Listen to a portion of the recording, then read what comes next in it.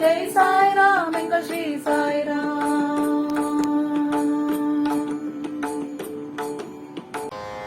ஓம் சாய்ராம். சாய் அன்பர்களுக்கு என் பணிவான வணக்கங்கள். இன்று பிறந்த நாள், திருமண நாள் கொண்டாடிய அனைவருக்கும் நம் சாயப்பாவின் பரிபூர்ணமான ஆசீர்வாதங்கள் கிடைக்கட்டும். ஓம் சாய்ராம். நாம் 48 நாட்கள் ஸ்ரீ சாய்நாத ஸ்தவன மஞ்சரி பாராயணம் துவங்கியுள்ளோம். இன்று 8வது நாள். மேலும் விசேஷமான வியாழக்கிழமை. அனைவருடைய பிரார்த்தனைகளையும் நம் சாயப்பாவின் மலர் பாதங்களில் சமர்ப்பணம் செய்து அவருடைய அருளும் அனுகிரகமும் ஆசீர்வாதங்களும் அனைவருக்கும் கிடைத்து எல்லா வேண்டுதல்களும் நிறைவேற வேண்டும் என்று மனதார பிரார்த்தனை செய்து கொண்டு முழுமையான நம்பிக்கையுடன் தொடர்ந்து சாய்நாத ஸ்தவன மஞ்சரியை பாராயணம் செய்யலாம். ஓம் சாய்ராம். ஸ்ரீ சாய்நாத ஸ்தவன மஞ்சரி. ஸ்ரீ கணேசனை வணங்குகின்றேன். எல்லாவற்றுக்கும் ஆதாரமானவனே மயூரேஸ்வரா, எல்லாவற்றுக்கும் சாட்சியாக விளங்குபவனே, கௌரியின் மகனே, ஓ எண்ணங்களுக்கு எட்டாதவனே, பெருத்த வைரனே, ஸ்ரீ கணபதி என்னை காப்பாற்று. நீ எல்லா கணங்களுக்கும் முதல்வனும் தலைவனும் ஆவாய். எனவே உன்னை கணேசன் என்பர். எல்லா சாஸ்திரங்களாலும் ஏற்றுக்கொள்ளப்பட்டவன் நீ. ஓ சாரதா, வாக்கின் தெய்வமே, நீ ஒளி வடிவமாக பிறக்கும் பதங்களின் தலைவி. உன்னுடைய இருப்பினால்தான் உலகத்தில் எல்லா நிகழ்ச்சிகளும் நடக்கின்றன. நீ எழுத்தாளர்களின் தேவதை. நீ எப்பொழுதும் தேசத்தின் அணிகலனாக விளங்குகிறாய். உனது எல்லையற்ற சக்தி எல்லாவற்றிலும் விளங்குகிறது. ஓ ஜெகதம்பா, உன்னை வணங்குகின்றேன். ஓ பூர்ண பிரம்மா, தெய்வீக தோற்றத்தின் மிக உயர்ந்த இறுதி நிலையில் உள்ளவனே, மகான்களுக்கு பிரியமானவனே, குணங்களோடு கூடிய உருவம் எடுத்தவனே, பண்டரிராயா, கருணை கடலே, எல்லையற்ற கருணை உடையவனே, பாண்டுரங்கா, ஓ நரகரி, நீ எல்லாவற்றின் சூத்திரதாரி, எல்லாவற்றையும் ஆட்டுவிக்கும் கயிற்றை தாங்கியவன். நீ ஜெகமெங்கும் வியாபித்துள்ளாய். எல்லா சாஸ்திரங்களும் உன்னுடைய உண்மையான உருவத்தை பற்றி ஆராய்ச்சி செய்கின்றன. வெறும் புத்தக அறிவு மட்டுமே பெற்றவர்களுக்கு நீ காணப்படுவதில்லை. ஓ சக்கரபாணி, அத்தகைய அறிவிலிகள் யாவரும் வெறும் வாத பிரதிவாதங்களிலேயே உழல்கிறார்கள். மகான்கள் மட்டுமே உன்னை அறிகிறார்கள். மற்றவர்கள் குழப்பத்தில் மூழ்கியவர்களாக மயங்கியவர்களாக உள்ளார்கள். உனக்கு பக்தியோடு கூடிய எனது நமஸ்காரத்தை சமர்ப்பிக்கின்றேன். ஓ 5 முகங்களை உடையவனே, சங்கரா, மனித மண்டை ஓடுகளாலான மாலை அணிந்தவனே, நீல நிறமுடைய கழுத்தனே, திகம்பரா, ஓங்கார ரூபா, பசுபதி, எவருடைய உதடுகளில் உனது நாமம் விளங்குகிறதோ அவர்களது துன்பங்கள் உடனடியாக விலகிவிடும். ஓ தூர்ஜடி, உன் நாமத்தின் மகிமை அத்தகையது. உனது பாதங்களை வணங்கி நான் இந்த துதியை எழுத முற்படுகிறேன். நீலகண்டா, இதற்கு உனது முழுமையான உதவியை எல்லா விதத்திலும் எனக்கு அளிப்பாய். இப்போது அத்ரி மகரிஷின் குமாரனான தத்தரையும், லக்ஷ்மி தேவியின் குலதெய்வமான விஷ்ணுவையும், ஸ்ரீ துகாராம் முதலான எல்லா மகான்களையும், பின்னர் பக்தர்கள் அனைவரையும் வணங்குகிறேன். சாய்நாதா, உமக்கு வெற்றி உண்டாகுக. பாவிகளை உய்விப்பவரே, அருள் நிறைந்தவரே, இப்போது உமது பாதத்தில் எனது சிரத்தை வைக்கின்றேன். எனக்கு பயமற்ற நிலையில் உமது பாதுகாப்பை கொடும். நீ பூரணமான பிரம்மஸ்வரூபம், சுகங்களின் இருப்பிடம், மனிதர்களில் சிறந்தவனே. நீயே விஷ்ணு. எவருடைய பாதி உடலாக உமாதேவி இருக்கிறாளோ அந்த காமனை இருக்க சிவனும் நீயே. நீ மனித உருவெடுத்த பரமேஸ்வரன். நீ ஞான வானத்தின் கதிரவன். நீ கருணை கடல். நீ பிறப்பிறப்பாகிய பிணிக்கு மருந்து. நீ ஏழை எளியவர்களின் சிந்தாமணி. நீ உனது பக்தர்களை தூய்மைப்படுத்தும் கங்கா நதி. சம்சார கடலில் மூழ்குபவர்களுக்கு நீ ஓடம், அஞ்சுபவர்களுக்கு புகலிடம். நீ இந்த பிரபஞ்சத்தின் மூல காரணமாக எந்த பரிசுத்தமான சைதன்யம் விளங்குகிறதோ ஓ கருணை கடலே, அது நீயே. இந்த பிரபஞ்சம் உனது ஒரு விளையாட்டு. நீ பிறவியற்றவர். உமக்கு இறப்பும் இல்லை. நன்கு ஆழ்ந்து விசாரித்து பார்த்து இறுதியில் அடையப்பட்ட முடிவு இது. பிறப்பு இறப்பு இவை இரண்டும் அஞ்ஞானத்தினால் தோன்றியவை. ஓ மகாராஜா, நீர் அவை இரண்டினின்றும் கொஞ்சம் கூட பற்றற்றவராக உள்ளீர். நீர் ஓடையில் வெளிப்பட்டது என்றால் அது அங்கேயே தோன்றியதாக ஆகுமா? முன்பே நீர் நிரம்ப உள்ளது, உள்ளே இருந்து வெளியே வந்தது, அவ்வளவே. படுகையில் நீர் வந்தபொழுது அதற்கு ஓடை என்று பெயர் ஏற்பட்டது. நீர் இல்லாவிடு அது வெறும் படுகையே.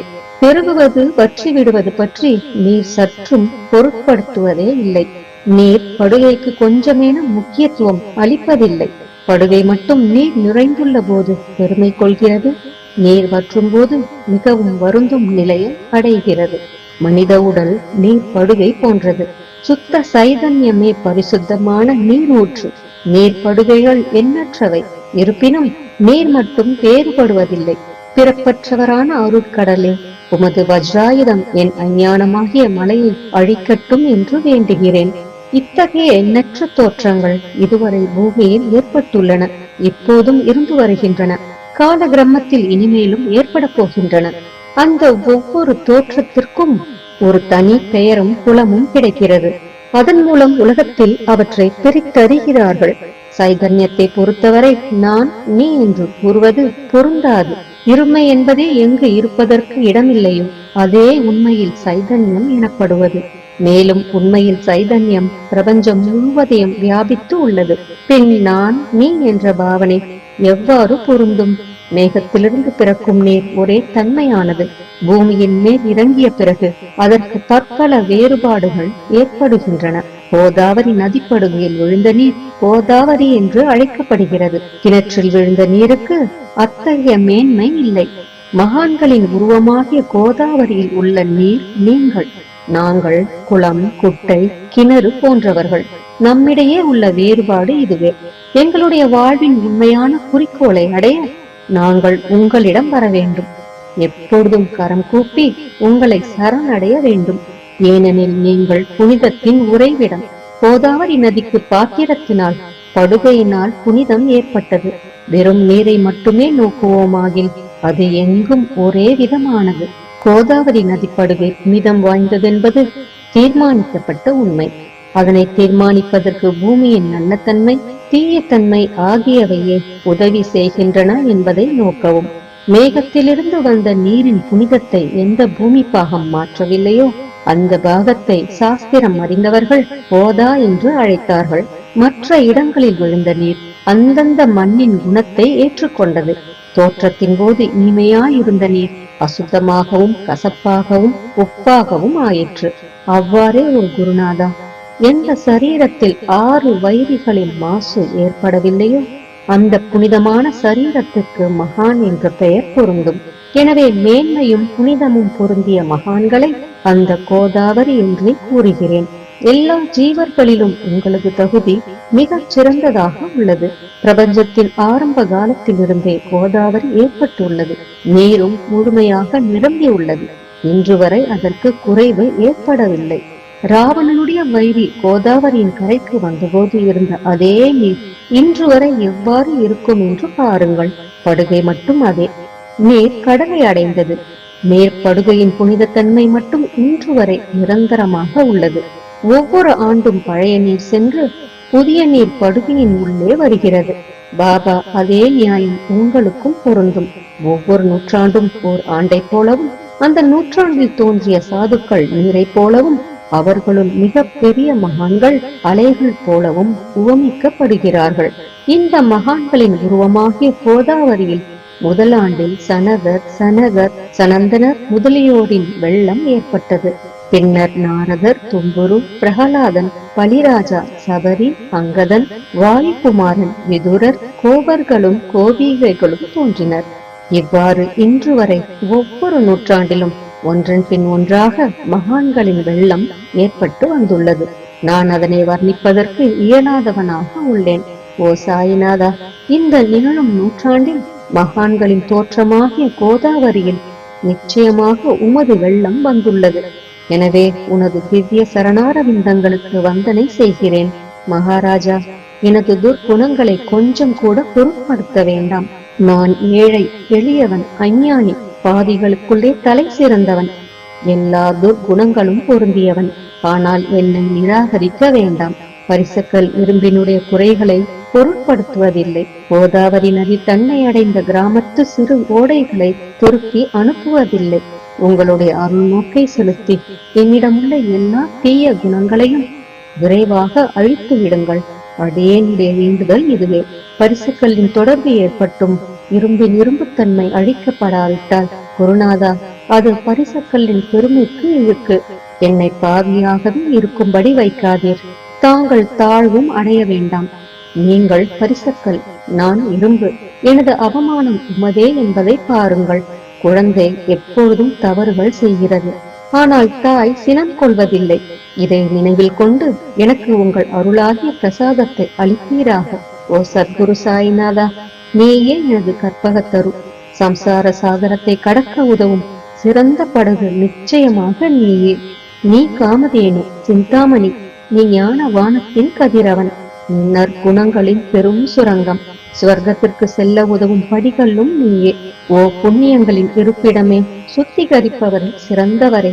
ஓ சாந்தமூர்த்தி, ஆனந்தத்தின் உறைவிடமே, பிரம்மஸ்வரூபா, பரிபூரணனே, வேறுபாடு அற்றவனே, ஞானக்கடலே. ஓ ஞானத்தின் உருவமே, மனிதர்களில் சிறந்தவனே, பொறுமை, சாந்தி ஆகியவற்றின் உறைவிடமே, பக்தர்களின் இளைப்பாறும் இடமே, என்பால் மகிழ்வு நிறைந்த உன் அருள் நோக்கை செலுத்து.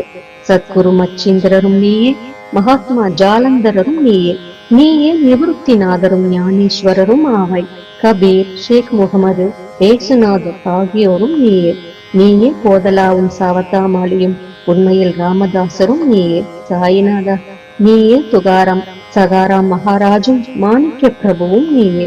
உமது இந்த அவதாரம் உண்மையில் அறிய முடியாத விதமாக உள்ளது.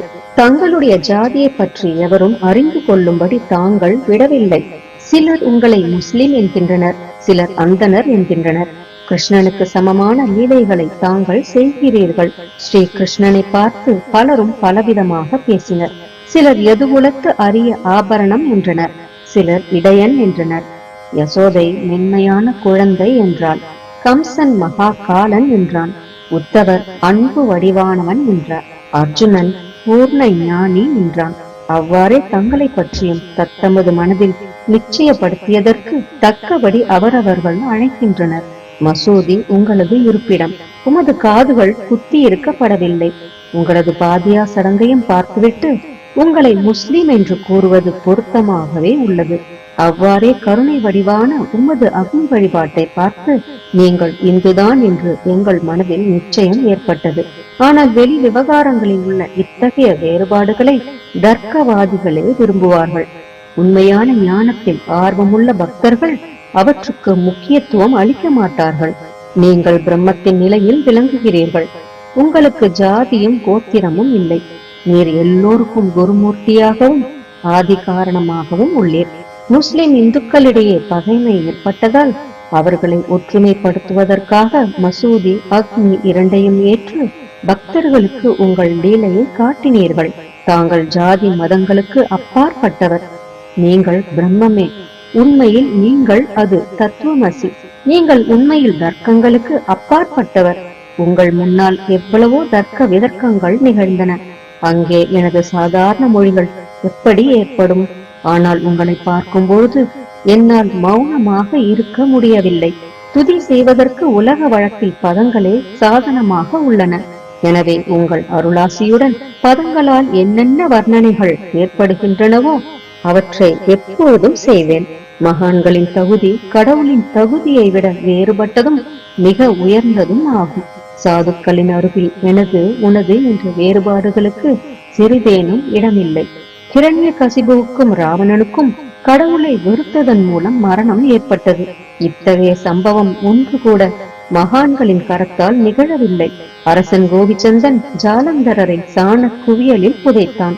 ஆனால் அந்த மகான் மனம் வருந்தவில்லை. மாறாக அந்த அரசனை சம்சார சுழலிலிருந்து விடுவித்து அமரனாக செய்துவிட்டார். இத்தகைய மகான்களின் மேன்மையை எவ்வாறு வர்ணிப்பேன்? மகான்கள் சூரியனை போன்றவர்கள். அவர்களின் கருணை ஒளிமயமானது. மகான்கள் சுகம் தரும் சந்திரனை போன்றவர்கள். அவர்களுடைய அருள் சந்திரனுடைய ஒளி போன்றது. மகான்கள் இதமளிக்கும் கஸ்தூரி போன்றவர்கள். அவர்களின் அருள் அதன் நறுமணம் போன்றது. மகான்கள் ரசம் நிரம்பிய கரும்பு போன்றவர்கள். அவர்களது அருள் அதன் இன்சுவை போன்றது. மகான்கள் நல்லவரிடமும் தீயவரிடமும் ஒரே விதமாக நடந்து கொள்கிறார்கள். மாறாக பாவிகளிடமே எல்லையற்ற அன்பு உள்ளவர்களாக உள்ளார்கள். கோதாவரி நதியின் நீரில் அழுக்கடைந்த துணிகளை துவைப்பதற்காக வருகின்றன. சுத்தமானவை கோதாவரியினின்று வெகு தொலைவில் பெட்டியிலேயே தொங்குகின்றன. பெட்டியில் வைக்கப்பட்டிருந்த அந்த துணியும் ஒருமுறை கோதாவரியின் படுகையில் நன்றாக துவைப்பதற்காக வந்தது. இந்த உவமையில் பெட்டிதான் வைகுந்தம், நீங்களே கோதாவரி, நம்பிக்கையே படித்துறை, ஜீவாத்மாக்களே துணிகள், 6 வித விகாரங்களே அவைகளை பற்றியுள்ள அழுக்கு. உங்களது பாதார விந்தங்களை தரிசிப்பதே கோதாவரி ஸ்நானமாகும். எல்லா அழுக்குகளையும் போக்கி சுத்தப்படுத்துவதில் நீர் மிகுந்த சாமர்த்தியசாலி.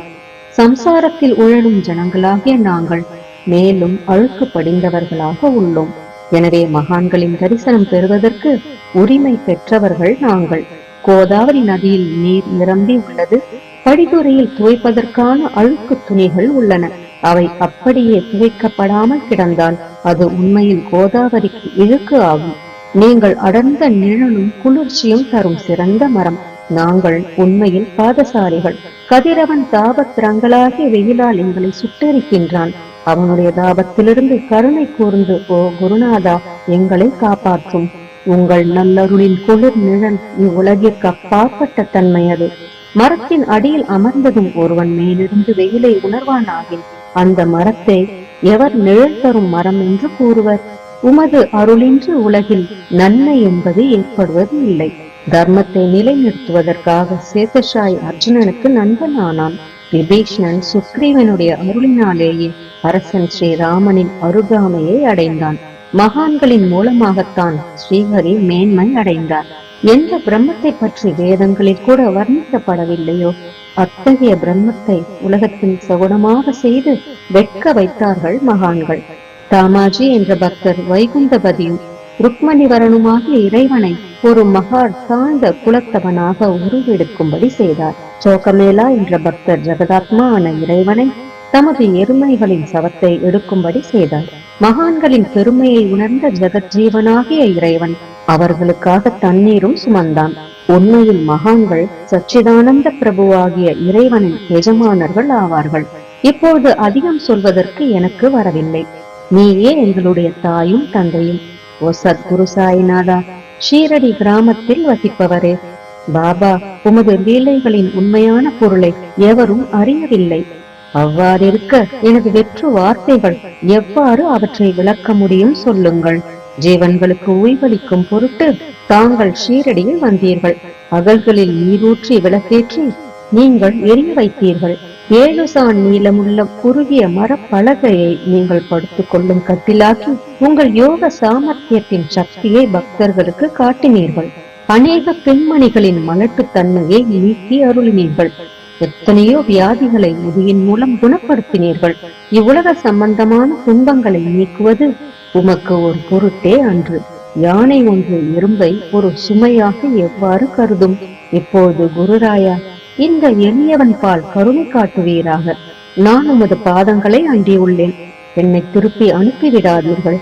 நீர் அரசருக்கெல்லாம் அரசர், குபேரனுக்கும் குபேரர், வைத்தியர்க்கெல்லாம் வைத்தியர். உங்களை விட சிறந்தவர் எவரும் இல்லர். மற்ற தெய்வங்களை பூஜிப்பதற்கு அதற்கு தகுந்த சிறப்பு உபகரணங்கள் உள்ளன. ஆனால் உம்மை பூஜிப்பதற்கு உலகில் பொருட்களே இல்லை. சூரியனுடைய இல்லத்தில் தீபாவளி பண்டிகை வந்ததென்றால் எப்பேற்பட்ட பொருட்களை கொண்டு அதை கொண்டாடுவோம்? சமுத்திரத்தின் தாகத்தை தீர்க்க இப்புவியிடத்தில் நீர் இல்லை. நெருப்பை உஷ்ணப்படுத்த எங்கிருந்து அக்னி கொண்டு வருவது? ஓ ஸ்ரீ சமர்த்தா குருநாதா, பூஜைக்குரிய பொருட்கள் யாவும் உண்மையில் உமது ஆத்மாவின் அம்சமாய் உள்ளன. மேற்கூறப்பட்டவை எல்லாம் தத்துவருஷ்டியா கூறப்பட்ட பேச்சுக்களே அன்றி என் மனதில் அனுபவத்தால் ஏற்பட்டவை அன்று. அனுபவம் இன்றி கூறப்படும் பதஜாலங்கள் வீணே ஆகும். போகட்டும். உலக வழக்கத்தின்படி உமக்கு நான் பூஜை செய்யலாம் என்றால் அதனை செய்வதற்கு தேவையான திறமை எனக்கு இல்லை எனது குருநாதா. பலவித கற்பனைகள் செய்து உமக்கு பூஜை செய்கிறேன். அருள் மிகுந்தவரே, அடியேனுடைய அத்தகைய பூஜையை ஏற்றுக்கொள்வீராக. இப்போது அன்பு கண்ணீரால் உமது பாதங்களை கழுவுகிறேன். உண்மையான பக்தியாகிய சந்தனத்தை அரைத்து உமக்கு பூசுகிறேன். எனது அழகிய பதங்களாகிய இந்த கவனியை உமக்கு அணிவிக்கின்றேன். பிரேமை என்ற மலராகிய மாலையை உமது கழுத்தில் அணிவிக்கின்றேன். எனது துர்க்குணங்களாகிய தூபத்தை உமக்கு முன்பு எரிய விடுகிறேன். அது மிக தீய பொருளாயினும் அதனின்று தீய வாசனை எழுவதில்லை. சத்குருவுக்கு முன்பு அன்று வேறு எங்கெங்கு தூபம் எரிய விடப்படுகிறதோ அங்கெல்லாம் தூப பொருளுக்கு ஏற்படும் நிலை வருமாறு தூப திரேவத்திற்கு அக்னியின் ஸ்பரிசம் ஏற்பட்ட மாத்திரத்தில் அதனது நறுமணம் என்ற நல்ல குணம் அதனை விட்டு விட்டு சென்று விடுகிறது.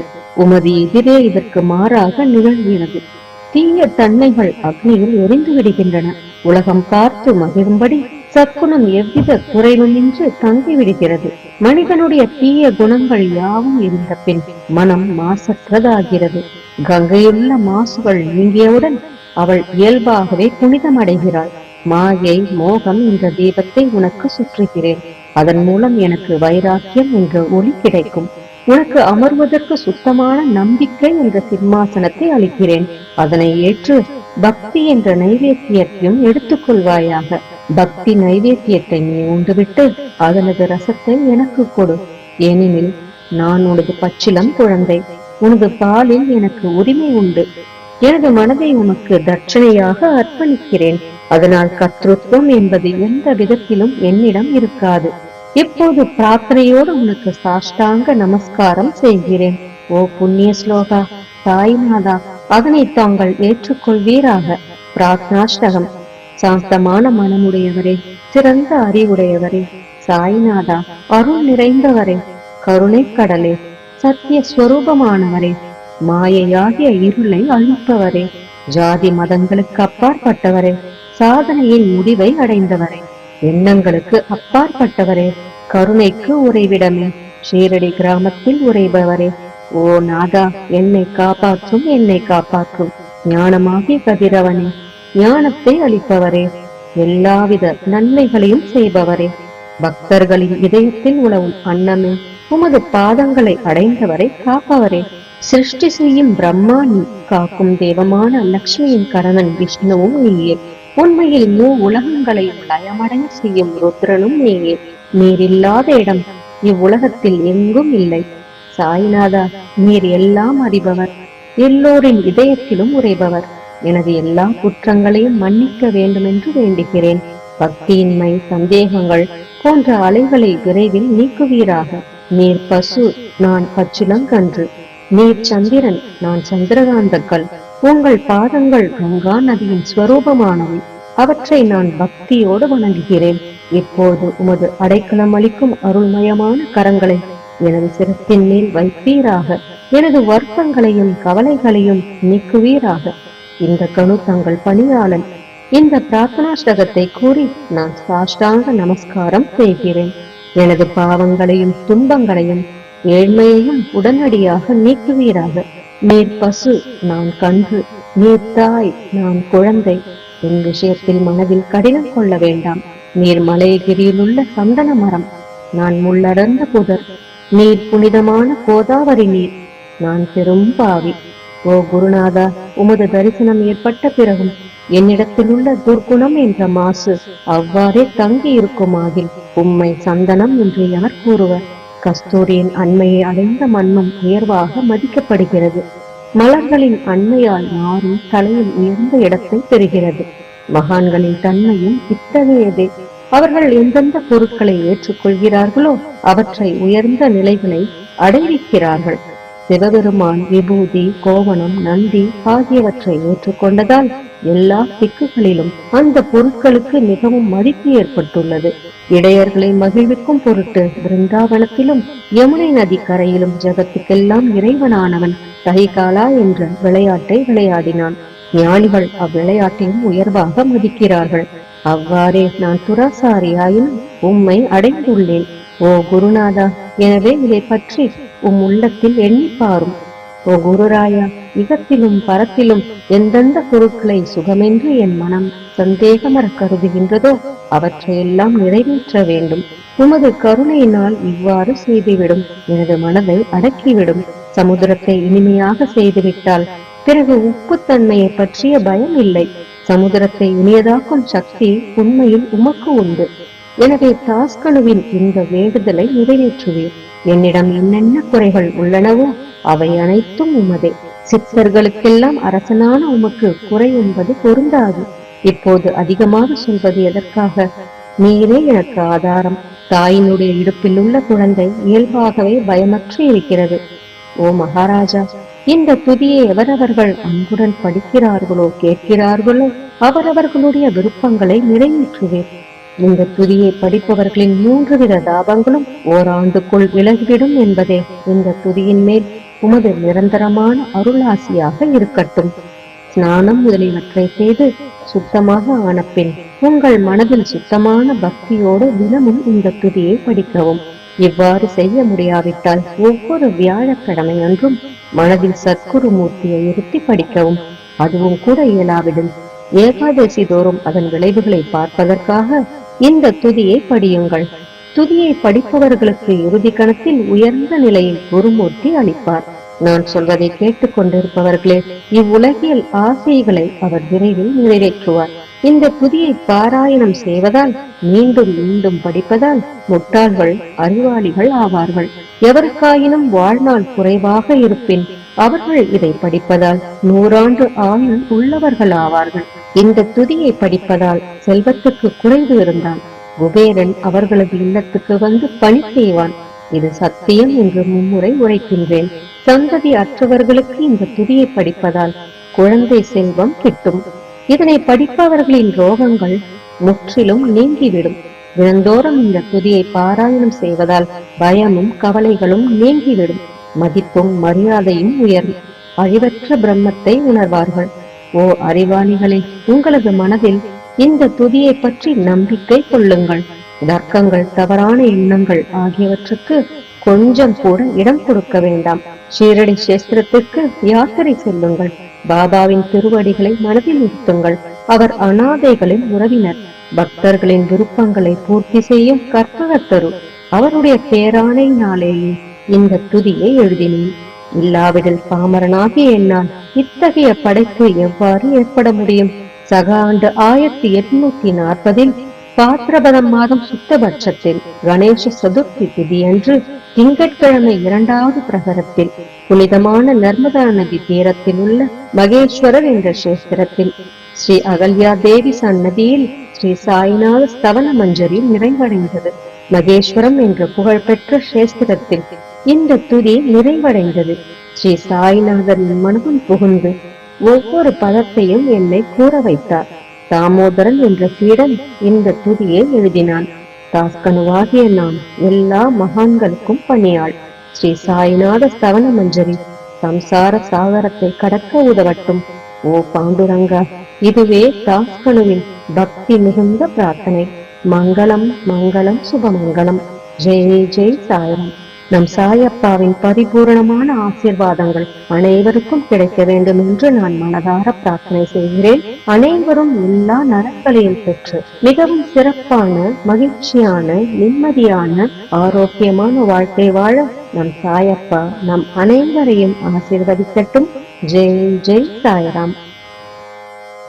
श्री साई राम, जय साई राम, जय श्री साई राम, जय साई राम, एंगल श्री साई राम, जय साई राम, जय श्री साई राम, जय साई राम, एंगल श्री साई राम.